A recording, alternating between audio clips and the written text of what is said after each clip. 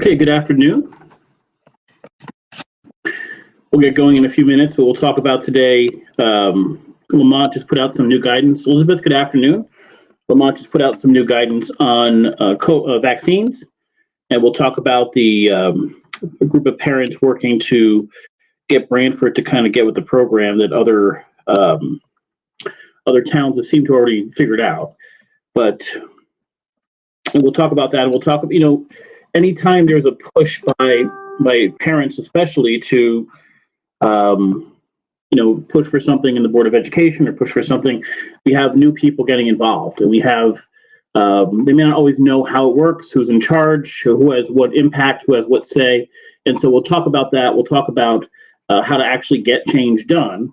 Although some of the vaccine information that came out today may serve as some sort of cover for those on the Board of Ed to push for a 5-day opening week. So we'll talk about that in a little more detail. Most importantly, I want to thank our sponsor for today, which is the Cork Shop, and primarily because today is National Margarita Day. So if you are somebody who is stressed out over COVID, get some tequila, make a margarita. Today's the kind of day. And the Cork Shop's a local shop. We like promoting local companies. Jay Patel's a great guy, local guy, veteran. Support them as best you can. That being said, we got a press release just a few minutes ago, and I'll go over this a little bit, from Lamont, basically saying so far we haven't had the best system in the world to get vaccines out.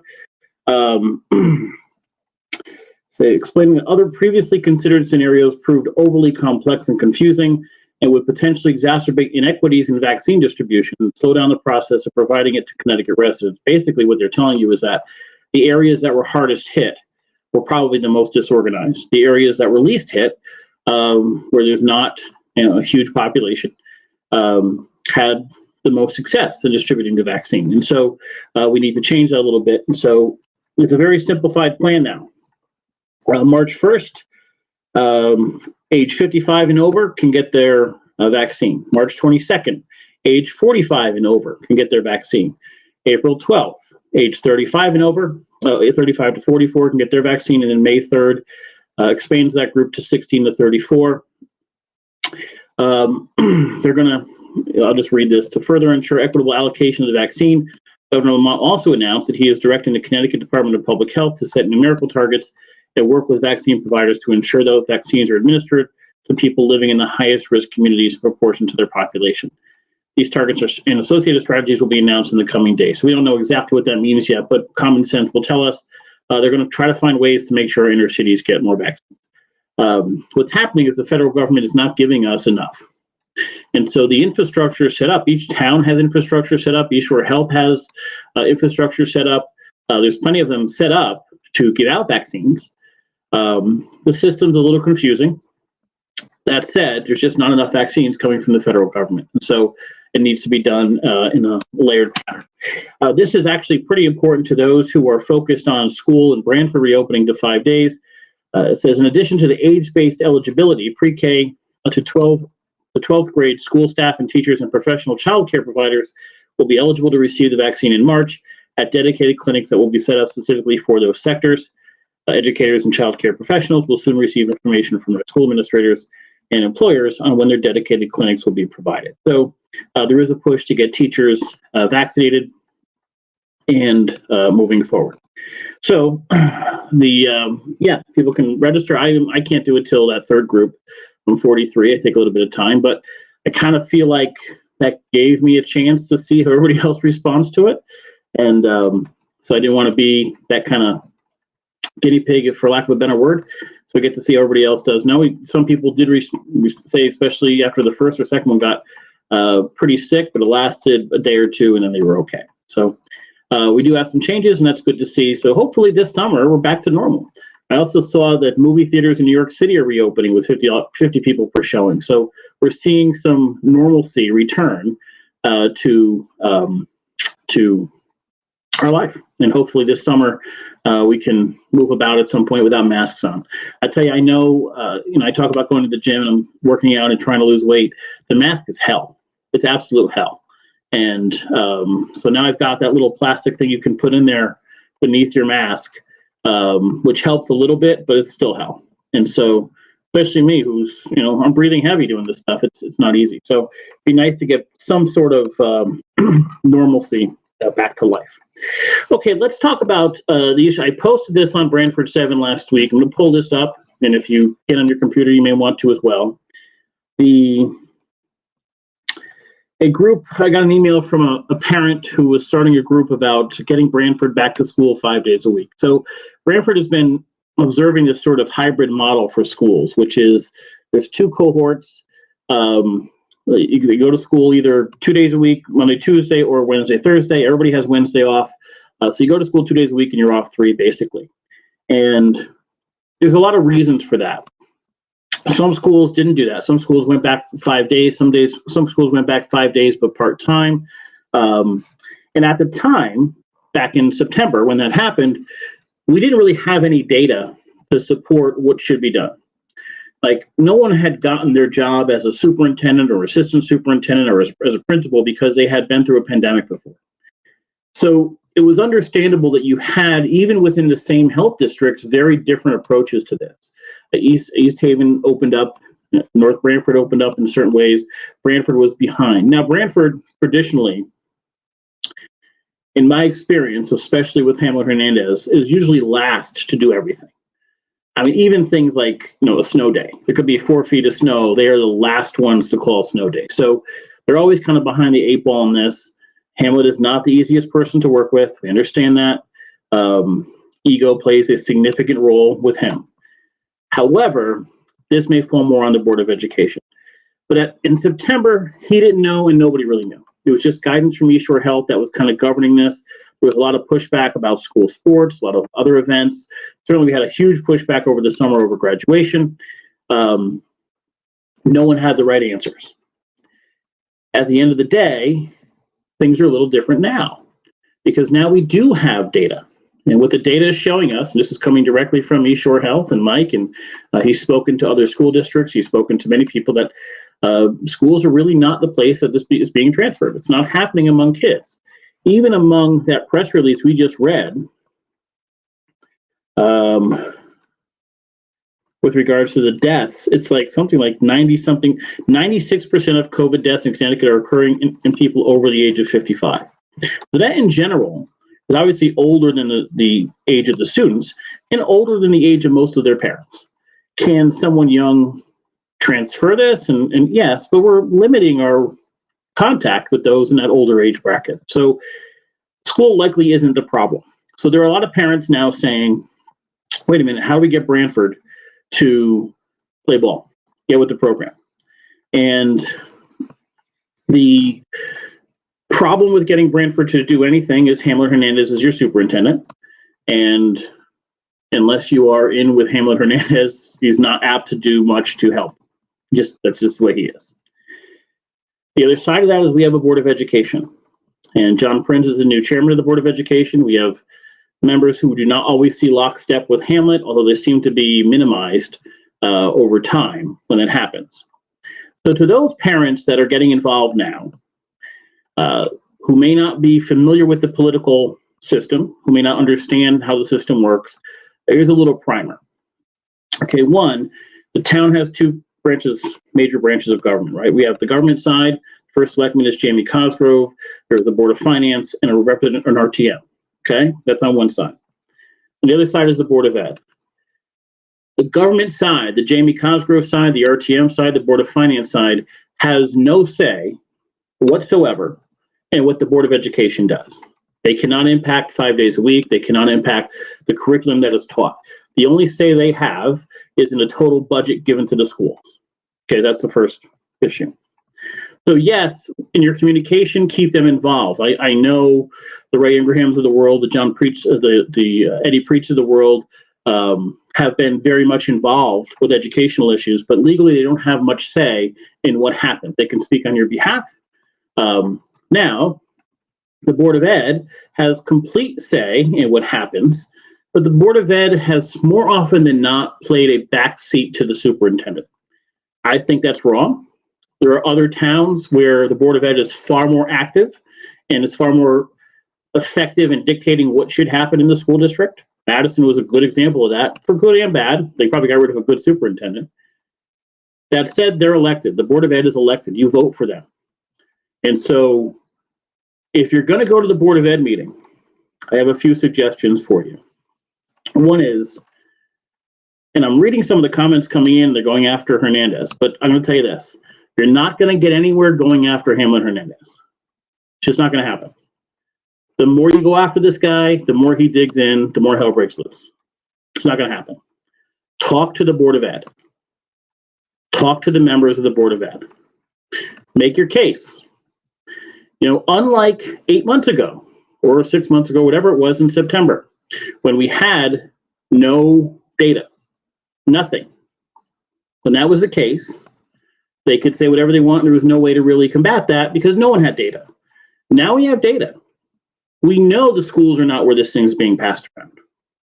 So there's no real reason that we can't have some set of ideas and plans to move forward. Does Hamlet have a plan? I have no idea. No idea if Hamlet has a plan. But if he did, if you asked for it, he would say no. He's a very difficult guy. He's like a walking ego. That's basically what he is at this point. I've had a working relationship with him. I've had some negative experiences. I've had some positive experiences too.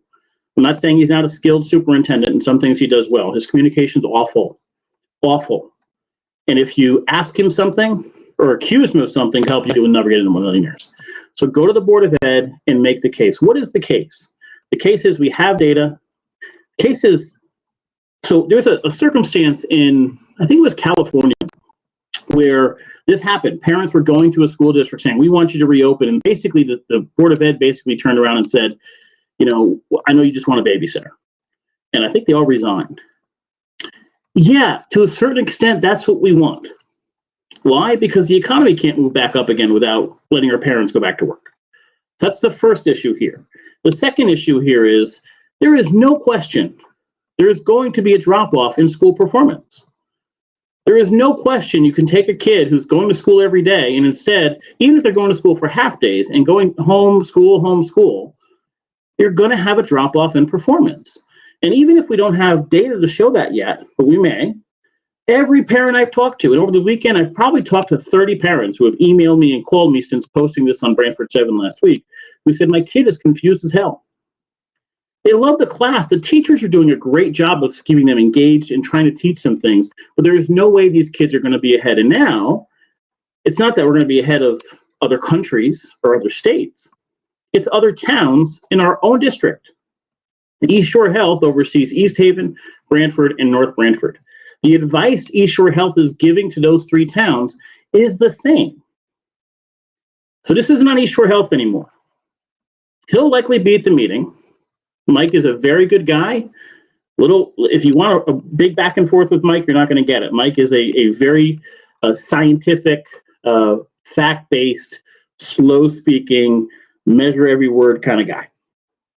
Listen to what he says. If you want a long conversation, not the right guy to do it with. Okay, he'll tell you what he's been telling everybody else. We're not seeing this in schools. The schools are doing a really good job of not having this, even schools that are more open. So make a real argument, present your facts to the Board of Education. A second is this. That meeting cannot end without a concrete plan from the board. Not to reopen, but a concrete plan to hold Hamlet accountable. So I want to make this suggestion. If you're of the organizers doing this, one is you invite every stakeholder to this meeting. People who represent teachers' unions, invite them to the meeting. People who represent the bus drivers, invite them to this meeting. Any organization that is involved, invite them to this meeting. Have them there. If they're not for opening, it's okay. Listen with respect. Get everybody's viewpoints back in. 2, before the meeting ends, the Board of Education needs to set a very specific plan to get a plan from Hamlet. If I was speaking for you, I would go to John Prinz and say, John, we'd like you to set a special meeting for 1 week from tonight and have Hamlet present his plan to open up the schools. Not why he will or won't. 1 week from tonight, a special meeting to do it, and we want to vote from the Board of Education on that. If they're going to vote for it, great. If they vote no, let them do it on the record so we know how they voted. But don't just get up there and speak. Demand action. I want actionable items on this agenda. I want to know from this board, will you demand a plan be presented in the next week to 10 days from the superintendent, not if we should reopen, to reopen? Because at this point, I cannot see the reason that we wouldn't reopen. If other schools have done it, if it's worked, why would you put this off? Now, here's what's going to happen. 99.9% of the time, you would go forward, 60 or 70 parents would speak up, which is far too many, by the way. Find 3 or 4 parents who speak well, can make the point, and make the point. Because if you're sitting there for 2 hours listening to the same thing over and over again, and if you're listening to people start attacking Hamlet, you're not going to get anywhere. Make your point. Typically what would happen is they would listen, they would say thank you, and they would move on. Then 3 weeks, a month go by, and you're at the end of March. Well, end of March gives you 2.5 months left in school. At that point, they're just going to say, well, the hell with it. We'll just finish out the year this way. You need action now. And so I would send an email to all of your Board of Ed members saying, we're coming to have this conversation. We're going to be respectful. By the way, here's a side point. Some of the members that have joined the little group on Facebook already, some of the people who are commenting are professional troublemakers, not the organizers, but are people who have gone to Board of Ed meetings for years now and have a personal vendetta over nonsense with Hamlet, or started other Facebook groups and have an issue with Hamlet or one after Hamlet. They're not going to help your cause. Stick to your cause and make sure the people speaking for you are speaking on this issue, not normal political people. Make your point. And have all the stakeholders there. The RTM isn't necessarily a stakeholder. You can invite them, and I'm sure they will. I mean, knowing many of the members who are active, invite them. They don't have a significant say. They can speak on your behalf. If they do so, it's really just for political gain. They have no say in whether or not the school goes back to school 5 days a week or not. They can speak, that's fine, but it's just politicians being politicians at that point. Send a letter to all the Board of Ed meeting members. We're coming to make these points. Our request is that at least one person on the Board of Ed, well, we'll say 2, we need somebody to propose it in a second, proposes scheduling a special meeting for 1 week later where Hamlet is asked to present his plans to reopen. Get 2 Board of Ed members to do that. Get someone to make the motion and get someone to second it. If that happens, you force a vote. And then you know where everybody stands. Once you get people's name to a vote, they have a record.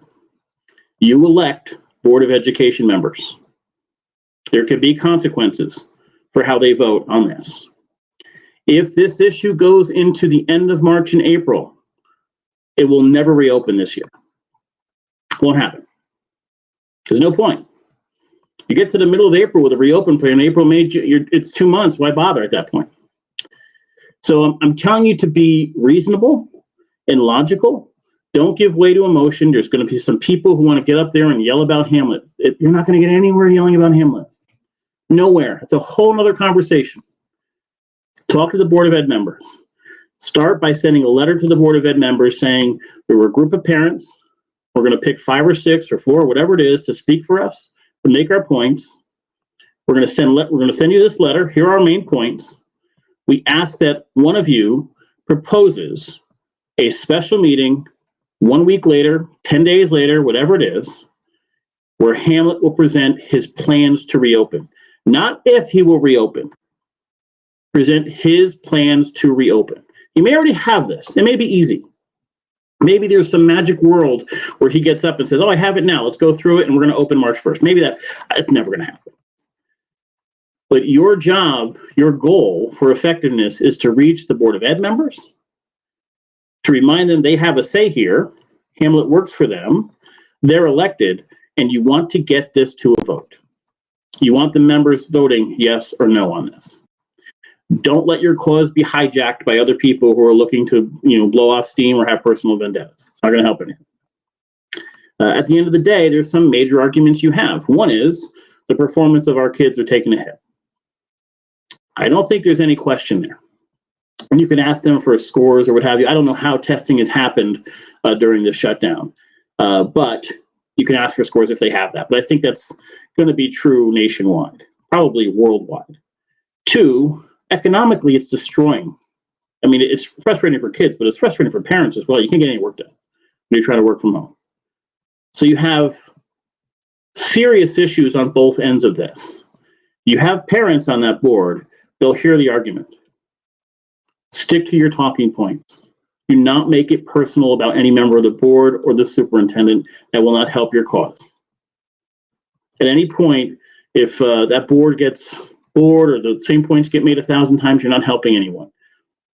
At the end of the day, you're helping yourself if you pick 4 or 5 people to speak for make their case, stand up, make it coherently and logically. That'll give you 50 minutes. I believe you have 3 minutes apiece.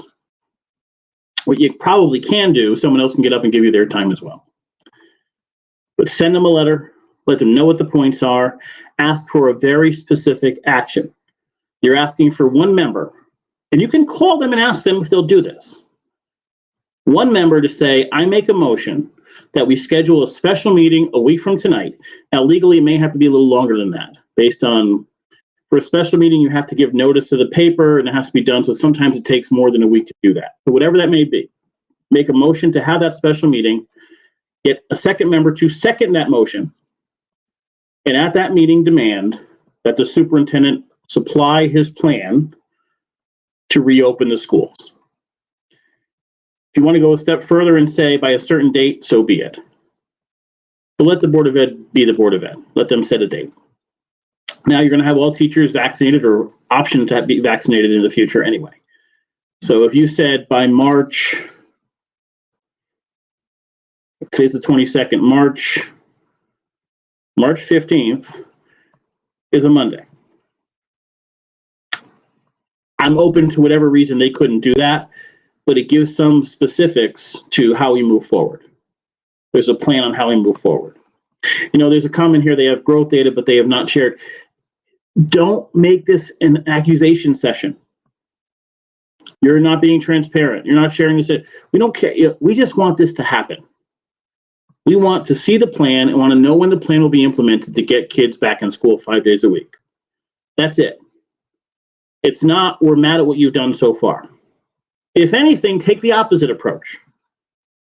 Listen, we know in the past you didn't have data. We know in the past we were all going into this blind. From here on out, we are the only school in the area that is not open 5 days a week. Now, there may be some reasons for that. And I know back to September, one of the reasons they didn't open up as much as others is we have schools that are very drastically different in how those schools are set up. So how the new Walsh is more conducive to having the 6 feet distance or what have you. Sliney may not be. You know, Tisco may be, but another school or any next school may not be. So there are some technical reasons why things may not happen, but by now the superintendent should have a plan to circumvent that in certain schools. So whatever the case is, we know we're behind other schools, other districts. Other districts have schools that are just as old as we do. We just did Walsh, obviously, but Sliney's old. Guilford has old schools. I know Madison has old schools, and they have been open far more days. But whether it's 4 days or 5 days, I'm not sure. My suggestion is that your presentation isn't to Hamlet. It's not a Hamlet gripe session. You're not sitting there telling you that Hamlet didn't answer your emails or didn't get back to you. We all know that. The whole town knows that. You're talking to the Board of Ed. You're telling them what you're expecting, what you would like to see happen, what the demand is for. I have not seen, in all of the comments, I have not seen a significant support level for the current system. I just haven't seen it. Most people want us back in school. Most people want their kids in a classroom. I believe East Haven was back in school full time, then you had the option to go or not go. I'm not a school professional, but I know politics. And if you want a specific outcome, you need to stick to your points and have a specific outcome that is attainable by the end of that meeting. So, to rehash this, Find specific people to make your case. Don't have 70 people get up there. This idea of, we're going to send them a list of 300. Another group did this early, back in September. There was a group that did this and said, we had like 600 questions to ask them. Well, no one's ever going to answer 600 questions. We had 90 people speak. No one's going to listen to 90 people. It's impossible. You can yell and scream about it, but I'm going to tell you, and I've sat through planning and zoning meetings that were 6 hours long listening to the public, you zone out. It defeats the purpose at some point. So make your case. Send that letter first. Send a letter to Board of Ed meeting members saying, this is what we're going to come and present. Here is the case we're making. We're not asking you to solve the problem. What we're saying to you is we would like a special meeting scheduled for the next week to 10 days and have Hamlet present his plan. Not make him have a plan. Present it. It's not yes or no. You have 10 days to do your plan. If you don't have one, I'm guessing you do, but if you don't have one, you have 10 days to do it. Just do it. The plan to reopen school this school year. Because I'm telling you now, if this goes to the end of March and gets into April, the school will never reopen. It won't be reopened until September.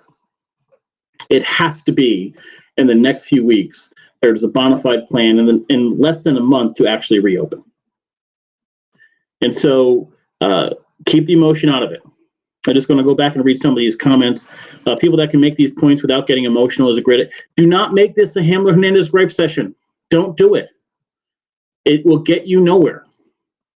And I'll charge you my consulting fee for this, but keep it. Here are our talking points. Here are the points we want to make. What are the points we want to make? It's better for the students to be in a classroom. The teachers overwhelmingly, here's a petition that say they want their kids in a classroom, or at least want the option to have their kids in a classroom 4 days a week, at least 4 days or maybe 5 days a week. We know, and you may say, well, just for a babysitter. Well, there's a certain truth to that. We need to start getting our lives back to normal. We're seeing positive numbers overall with the vaccine. We're seeing better numbers with the rates overall of COVID. Let's get back to normal. And we're the only school in the area not doing this. There's no reason for us to be the only school in the area not doing this. There's other shoreline towns in the same boat as we are with the same numbers that are doing fine back to school. There's no logical reason we have to be the last town in the area to do this. So we're sure Hamlet has a plan. All we're asking the Board of Ed to do is schedule a special meeting where Hamlet can present that plan and let us know the schedule to get our kids back to school 5 days a week. That's it. Send a letter, ask that at least one member make the proposal for this, and a second person seconds the motion. That will force a vote. And you get a vote, I think it'll pass. Can't guarantee that. They'll tell Hamlet, okay, on March 3rd, we'll have a special meeting and you present the plans to reopen. And in a perfect world, it reopens by like the 15th or the 22nd. But you're walking out of there with something specific.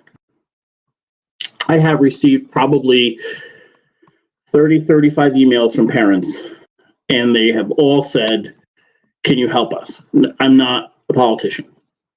All I can do is give you my experience covering politics and playing a role in politics in the last 10 years. And that I've been in meetings and I've written articles and covered Board of Ed and covered the town. And you want to copy the RTM, so be it, and copy the first selectman. They have no say by law, by state law, they have no say over what the Board of Ed does, what the school district does.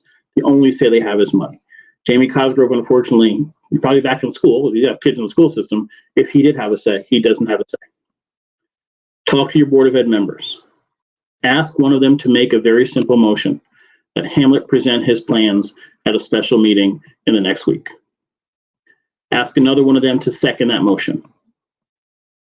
Stick to the topic. Do not get emotional. Do not make this a Hamlet Hernandez gripe session. I've seen comments already on Facebook. Hamlet won't return phone calls. Okay, we all know that. We all know. That's not new. But rehashing that and getting 30 people to stand up and tell you how terrible Hamlet is not going to get anything done. He's just going to dig in more. Acknowledge that they had, and not just teachers. Teachers had a rough time, but administrators have too, because they're trying to set guidance for a school year without having any data in September. No one's been through this before. So acknowledge that. But acknowledge that we're the only school that's not open. and it's time to reopen. There's a massive public support to reopen. Respect anyone who feels differently. I don't think there's going to be a lot of people who feel differently. I did see a comment from a bus driver that had some questions about busing. That's a legitimate question. I don't know how to solve that problem. That may not be the reason we stay closed or only partially open, but that's a legitimate issue, and we have to respect that. We can't ignore that. But go forward in a way where we have something specific we can get to, and don't get distracted by the personal vendettas and the emotion that often floods into these things. And these things often attract people who are very, very good at distraction and very good at putting their personal vendettas and agendas and all that stuff in there. Avoid that. Find a few speakers to speak for the group, make the point, get that letter out to Board of Ed members first. If you can find 2 or 3 members with you that will make that motion and second it and have it in the meeting, you'll be in great shape. Hamlet should have a reopening plan, but if he doesn't, he'd have a week to come up with one. Okay, that's on Wednesday night, I believe the Board of Ed meeting is. I'll make sure I'm watching that. If there are questions or comments and you want to send anything in to me, please do so. I'll try to answer them tomorrow or Wednesday before the meeting. Just be, the Board of Ed is reasonable people. What happens so often is the superintendent kind of overpowers them. So individual members may bring up issues and then the superintendent overpowers them. If you can get the board to work as a group and not just be a Hamlet board and realize this is what the town wants, but they're like, oh, by the way, there's an election to the Board of Ed this year coming up. Remember, it's the first selectman election too, and Jamie's Jamie, and he deserves to win. But on the Board of Ed side, many of those members are up for election. This is where your power comes from. So I hope that helped, and I hope if there are questions, if there are comments, or more that you want to know, feel free to send them in. I'd be glad to answer any questions you have. And good luck. I hope by the end of March, all our kids are in school full time, and we keep low rates, and everybody stays happy, and everybody gets their vaccine, and hopefully this summer we're all out playing tennis again. But to those that have watched this for this first time, we're here every day, Monday through Thursday at 4 o'clock. We'll be back on tomorrow to answer any questions you have and probably talk more about politics in the state. And I will see you all. If I don't see you tomorrow or Wednesday for a podcast, I will see you on that meeting on Wednesday night. Guys, I hope you all have a great night, and I'll talk to you soon.